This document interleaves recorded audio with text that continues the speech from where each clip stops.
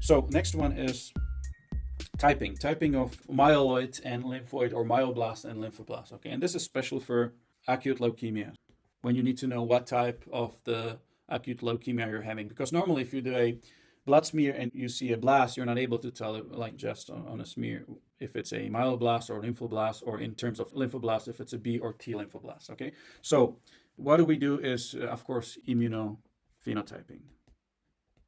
Okay, and nowadays you do a flow cytometry. So what do? You suck the bone marrow, you get the blasts, you mix them with monoclonal antibodies that are specific for different enzymes and different CDs, and they're colored. And then you put it in a machine, and this counts the different, let's say, fluorescent colors, and like makes a result how many myeloblasts and lymphoblasts you got over there. But anyways, in tests and in older tests, there's one important question that is on like the old-fashioned way, and this is tell a difference between a myeloblast, and lymphoblast. And those are the old things you were looking for. So remember, in lymphoblast, you were looking for TdT, and you are still looking, but in all the times you used to have different chemicals to stain it. Nowadays we got the monoclonal antibodies. But TdT, what is TdT? It's a special version of polymerase. Okay, it's called the terminal deoxynucleotidyl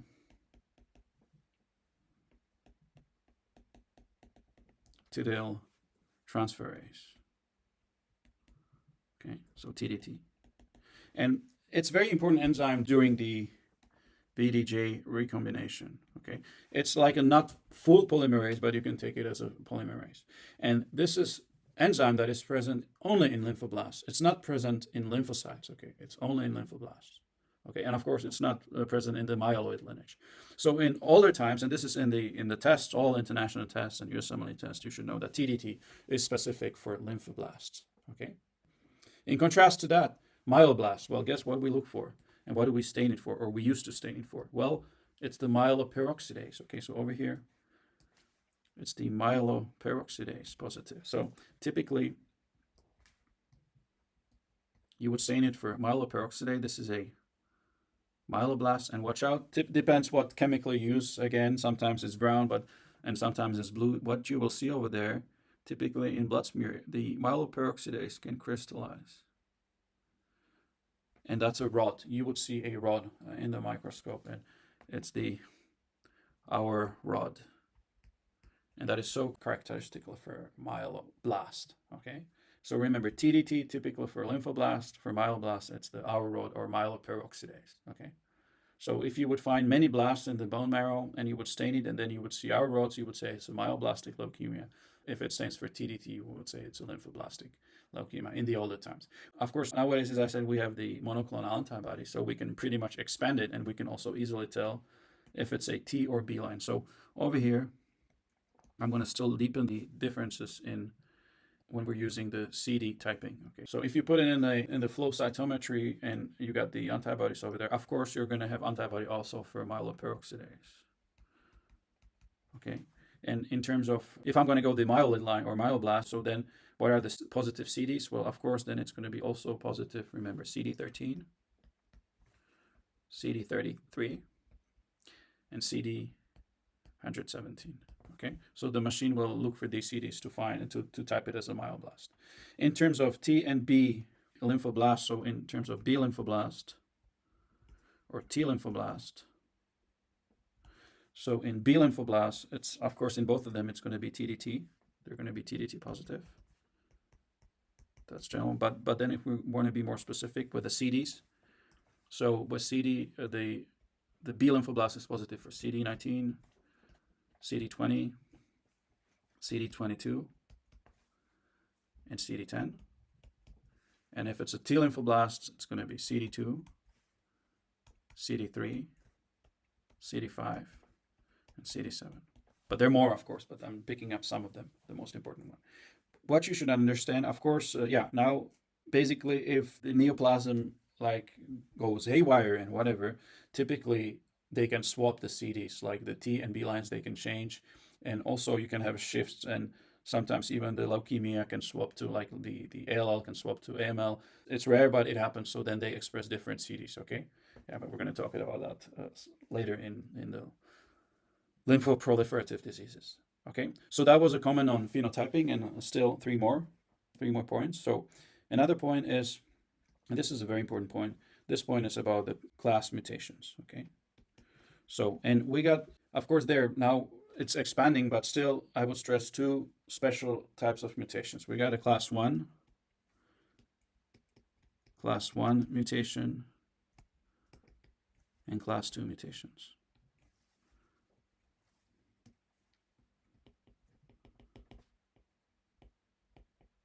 And you can call them critical mutations or as you want. And especially these are made for the, let's say, myeloid lineage. So for in terms of myeloproliferative diseases, whatever you want, but you can use it for lymphoid lineage as well in general, and you can use it for any neoplasms, okay?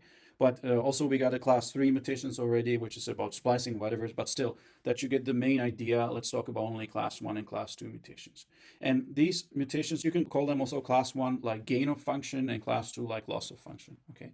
And these mutations are so critical that if in a cell, as it gets old, and we're talking about stem cell in this case mainly, so as the stem cell gets old, it gets many hits. It has 1,000 mutations.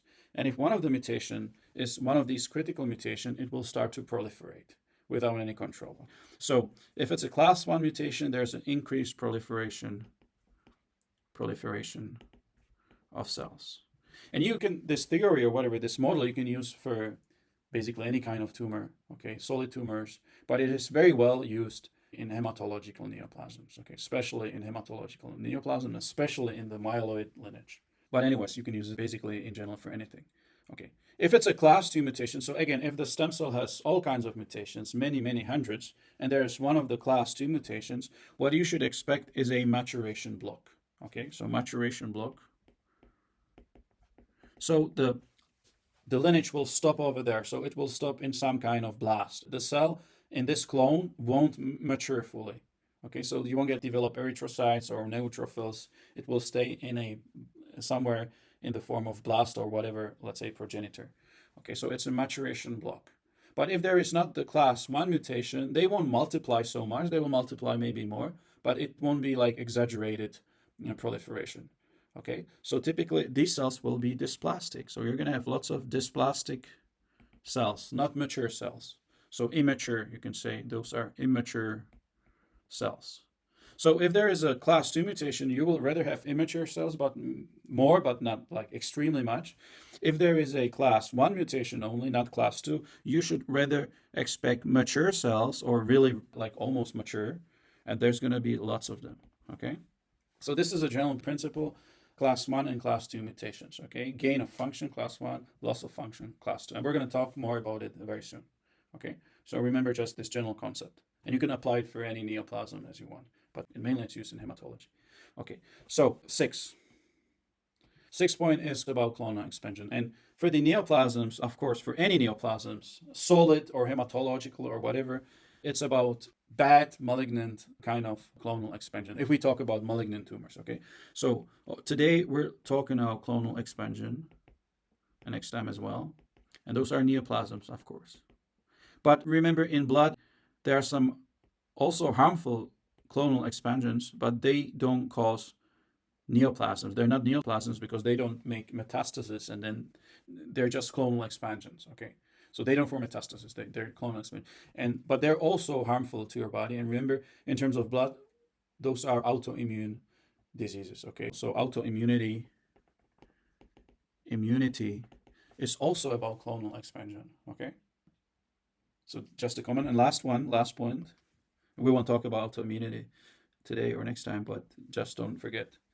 We're going to talk about the neoplasms. But anyway, for 7, still comments, and this is what I would like you to remember forever, and that's if you do a blood smear, and I want that this rings the bell for you, typically for tests, but also in clinical practice. Remember, typically you got eosinophilia connected with you got it connected with, let's say, parasites or some kind of allergies or whatever. Well, in terms of blood malignancies, remember Hodgkin's disease, Hodgkin's lymphoma. Okay, so Hodgkin's disease, yeah. Hodgkin's lymphoma. Remember, this is typical. It's Hodgkin's lymphoma, so it can have normal or decreased or increased lymphocytes in the blood. But what's typical is eosinophilia. You're going to have high eosinophils in the blood. So it should ring the bell. Okay. So if there's some masses of lymphs, like enlarged lymph nodes, and there's eosinophilia, don't forget it could be Hodgkin's disease. Again, commonly in test. And the other one is basophilia. Basophilia. That is typical in connection with chronic myeloid leukemia. So remember that with CML. That's for today. So remember basophilia. Okay. Normally, basophils are not increased too much.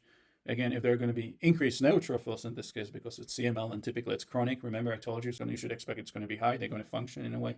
But if their basophils increase to that as well, think of chronic myeloid leukemia. Okay?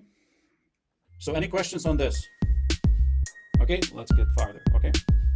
So, thanks for watching. And don't forget to subscribe and ring that bell. And as always, check the description below for supplementary questions and other materials.